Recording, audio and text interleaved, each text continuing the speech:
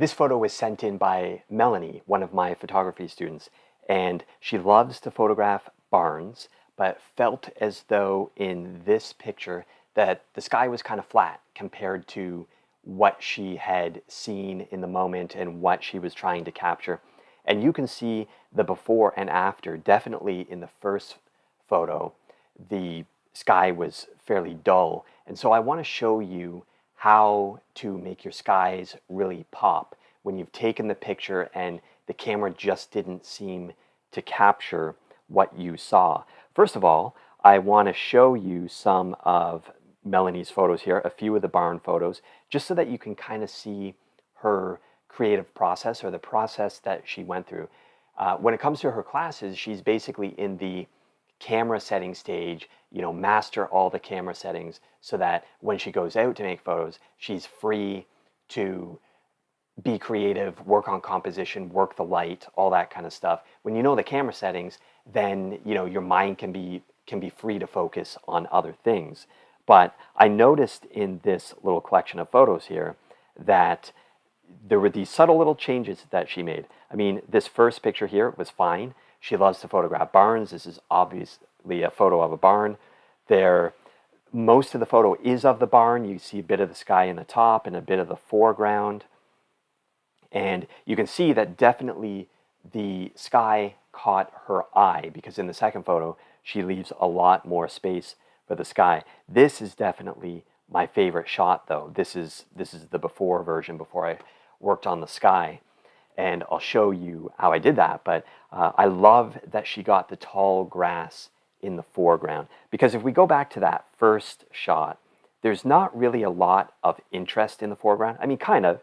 You've got the green grass and you've got the yellow goldenrod, but this tall grass here really seems to be what makes the photo pop.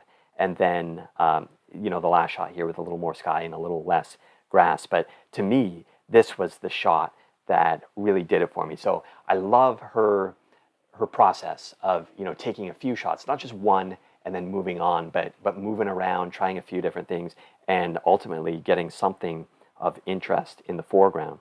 A really quick comment here on camera settings, because again, that's the stage that Melanie is at, and that's the stage that once you master it, you're free to move on to the other things. So let's look at camera settings for a second. So one thing that I always teach people in my classes, first of all, basically, step one is to set your ISO. And she did that. I always recommend starting with ISO 400 if you're in nice, bright light. And as soon as it's overcast or you're in the shade or it's dimmer evening light, you definitely want to go up to ISO 800 and then maybe even higher from there. So she's at 800, which I think is pretty good for this scene. She's in aperture mode, and she set her aperture for 5.6, which is basically as open as it can be, letting in as much light as possible. It means that whatever she focuses on is going to be the thing that's most in focus, and other things may fall out of focus a little bit. Now, the one thing is that her shutter speed got a little bit slow here.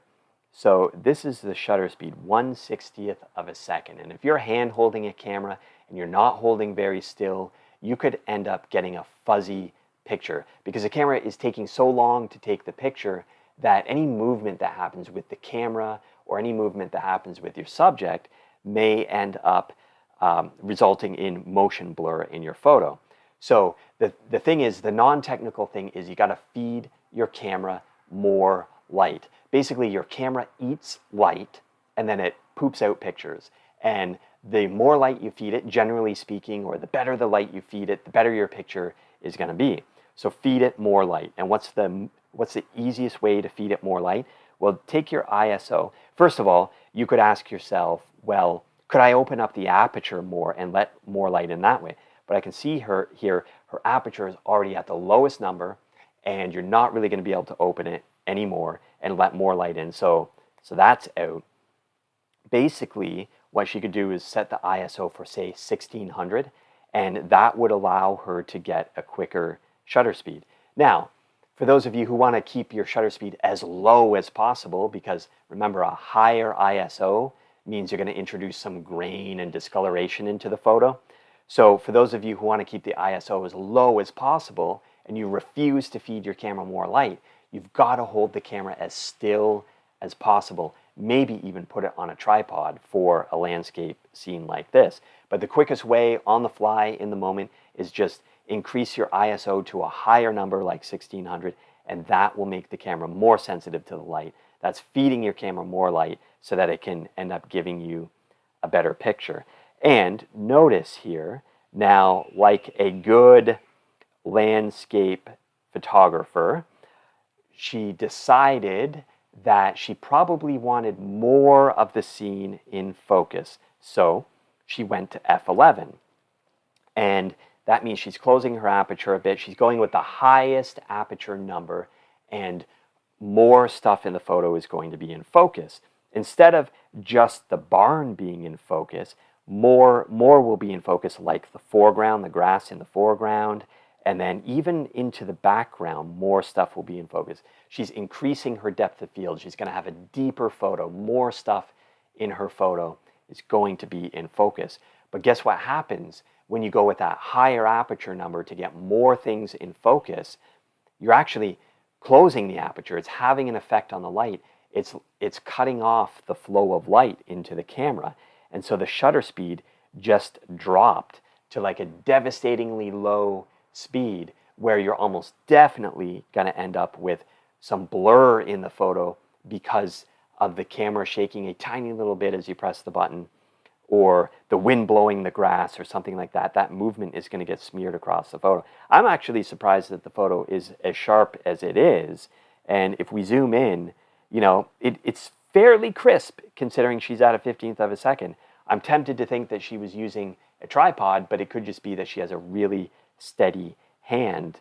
But definitely here's a situation where you want to take the ISO up to like 1600 to help feed the camera more light, or put it on a tripod to keep it still. Okay, so that's camera settings. Now let's get into the edits and how we can make our sky pop if the camera kind of captures something a little flatter than we expected. So the first thing we're going to do here is, well, one way, I mean, I'm basically looking at the sky and saying, well, it looks too bright. I know that that's why the sky looks so flat. It's just too bright. And so I think, let's darken the photo so that we can see more color and detail in the sky. Hey, that looks pretty good there. But of course, what just happened? The entire photo just went dark, and now the rest of the photo doesn't look good. So this is a classic situation where you have your photo is kind of half bright and half dark, and the camera really can't capture that so well. So you've got to kind of do the best you can in the moment, get the best photo you can, and then do some editing to even things out. And so what I'm going to do, really the only problem in this photo is the bright parts of the photo. The dark parts of the photo are actually nice and bright. We can actually see them. And when I say the dark parts, I mean the trees and the barn and the darker grass. Like, these are darker colors, but they actually look good in the photo. So what I'm going to do is just drag the highlight slider all the way down, and you can see that the bright part of the photo, the sky, just got a bit darker. Now that might not be enough, but it's a starting point. So the next thing I'm going to do is go up here to the graduated filter, and at first I'm going to exaggerate the effect just so that you can see what this filter does. But essentially, we're going to put effects on part of the photo, so we're going to darken part of the photo. And again, I'm going to exaggerate this so that you can see what the photo does. So I'm going to click and I'm going to drag this filter across the photo. And notice that on the top part of the filter, everything is dark. And on the bottom part of the filter, everything just stayed the same. And in the middle is the transition, a smooth transition from dark to light. And the wider you drag the filter, the more gradual, and that's why they call it a graduated filter, the more gradual the transition is. So let me delete that. And I don't actually want to use the exposure. I want to go back into the highlights again, and then I'm going to drag this filter across the sky. And you just saw it. It was subtle, but it just got a little bit darker. So again, pretty subtle. I could even drag the exposure down a little bit if I want to, but I actually think I'm going to leave it like that. The next thing I'm going to do here is try and bring out a little more contrast in the sky by darkening the blacks a little bit. And you can see parts of the sky getting darker just a little bit. Essentially what Lightroom is doing is looking for the very darkest parts of the sky and making them darker, but nothing else really. And then if you want to add a little bit of clarity, kind of make the clouds pop, you could add some clarity to do that. That's gonna kind of crispen up some of the lines there, bring out a little more texture and whatnot. And then if you feel as though it's still flat color-wise, you can bring the saturation up a bit to whatever point that you're happy with there. And let's see, I'm just going to drag this filter. Of course, you can move this filter around even after you've put it there. You can move it around and do what you want with it. Do some fine tuning. So that is basically, real quick. But that's the edit I would do for this photo to make that sky pop. And then overall, back into the main editing, I would add some texture to the photo just to make the whole thing kind of pop. Because we see grass and we see the barn board and whatnot, so why not add just a little bit of texture to the photo there? And that's basically it. That only took me a minute or so to edit. I mean, I was talking through it, so it took me a lot longer. It really just took a few seconds because I'm used to editing, and and I know what I'm going for.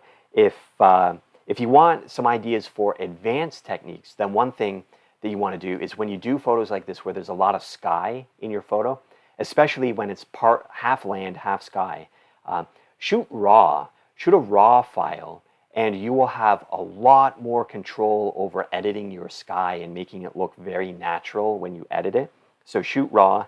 You can use exposure compensation, the little plus minus button, to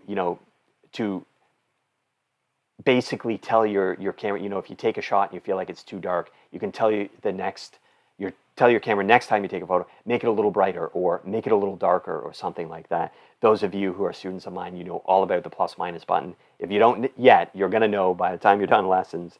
And also use your histogram as a guide to how bright your photo is. And of course, I have videos on all these things. There's your histogram there.